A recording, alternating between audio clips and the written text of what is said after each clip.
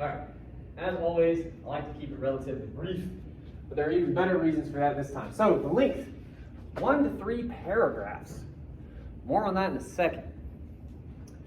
15% of your grade, MLA, source text, the matrix. I would hope that's not like news to you.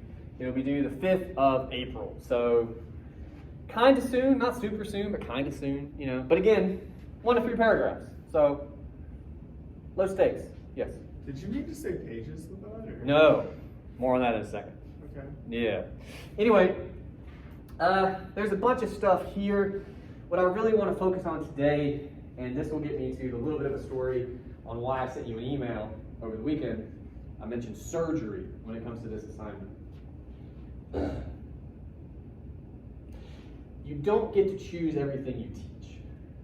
What I mean by that is, I chose all the texts, and I chose all the assignments, except for this one. I got an email a little bit before the semester started. I don't remember when. I had to go in and monkey with this to make it fit, okay? Basically, they assess courses based upon how you guys do on certain assignments that they decide. Just so you know, I will be grading your work for this, okay? But then when the semester is over, some anonymous folks that you will never meet will also look at your work and grade it like, grade my course, okay? It has nothing to do with you or your standing or anything like that, okay? Just want that said. But I went back and looked at their rubric, their prompt, all that jazz over the weekend, and I went, okay, we need to lean a little harder into what they want, which is basically this: an in-class essay on the matrix. Now, some of you might be doing backflips internally right now. I'm not going to, you know, for most of you, that's what you're used to, you know, from like high school and stuff. So, in some ways, okay. A couple things I want to draw your attention to. It tops out at 3 paragraphs. They do not want it any longer than 3, as they said, well-developed paragraphs. So it's damn short. I would even say shorter than a traditional in-class essay. Like, it's actually got the length. If any of you have ever had an essay question on a test, you know, one of those, it's more like that.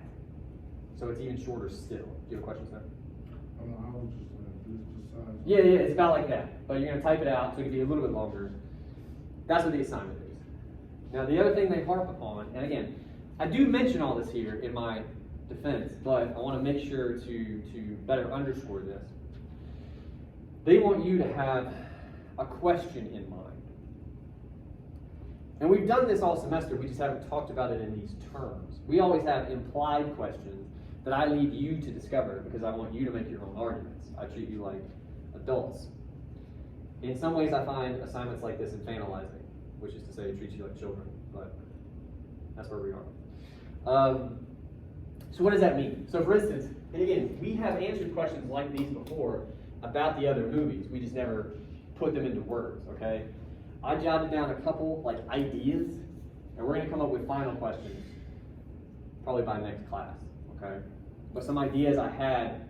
What they always want to know is how good a job does the text do doing something. And it's that doing something that I'm going to talk to you guys about, okay? Possibilities I came up with pretty much off the cuff. How good a job does The Matrix do as an action movie? There's ways to talk about that, okay? How good a job does The Matrix do? This is more fancy. Communicating the simultaneous dystopian and utopian implications of the digital age. To dumb that down a little bit, how good a job does The Matrix do in showing like the really cool shit and the like really scary shit when it comes to the internet in 1999? Maybe we'll talk about that. And actually, I do think, again, in defense of it has to be, some of this will be assisted by what we're going to talk about next time, which is I assigned you an article with some of this in the back of my head, okay? And it's to do with the concept of a power fantasy and what that means and what this one author thinks it looks like in The Matrix. So we can talk about that too. But basically, what I wanted you to take away from this discussion is that, number one, your next paper is due kind of soon, When is the 5th, by the way? I'm terrible with dates. It's like 2 weeks. Not a week from next Monday. So 2 weeks. Cool. I think we can all nail 1 to 3 paragraphs in 2 weeks. I think you can do it. We're only gonna talk about this paper in that context, okay? Going forward. We're still gonna have the discussions we have, but we're gonna bend it toward how to write a paper in that short of space. Which, to be totally honest with you, I'm not quite sure right now, but we'll figure it out. That's me being real. Because again, an in-class essay would be how many paragraphs? You all know this. 5. You have an introduction, you have a conclusion. If you only get 3, that's an introduction. I guess fuck a conclusion. Like that, you know, like it. So I'm gonna have some soul searching to do, but I will have harder answers for you next time. But anyway, 1 to 3 paragraphs, it's gonna be relatively short, due in 2 weeks. And we're gonna keep talking about it. We'll finalize those questions, but if nothing else, I would like your input. I'll probably take it next time because I'm kind of hitting you all with this right now. But like, what larger questions could we ask ourselves about the matrix? The other way I would put this to you is, I said at the top of all this, that we have been doing this with our previous texts. So for instance, I think in many ways, we actually thought about what a power fantasy looks like in Rocky, right? Power fantasy, to give you a very quick and dirty definition, is we watch movies like this to feel, in some ways, awesome about ourselves, you know?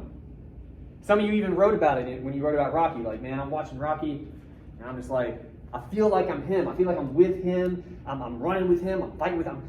He's lifting me up. And especially when there's music, like you guys know what I'm talking about, like that's a power fantasy. You're empowered in those moments, right? When he wins, you win. When he loses, you lose. That sort of thing. And we talked about that a lot. We just never asked the question like that. But to put it into full context, in Rocky, in 1979, the power fantasy looks pretty different from Die Hard. Looks really different from The Matrix. Everyone has seen the movie at this point, right? I'm not going to spoil it. Dude flies at the end. In Rocky, they sing about flying, but it's a metaphor. He legit flies at the end of The Matrix. That's only 20 years after Rocky. That is not a long time. That's as long as some of you are. You know what I'm saying? That's not a long time. For as a people to go from, well, he lost, but like he won inside, right? That's good enough. To like, nah, fuck that, man. I'm a god, basically. Very different. Am I making enough sense? I worry I'm just talking at you guys. Okay. So part of what we're going to start thinking about today, when it comes to the matrix, I think I'm really interested in this question of power fantasy. We'll talk about it more next time because you'll have an article under your belt that'll give you a little bit of language. But for now, we're going to look at some scenes.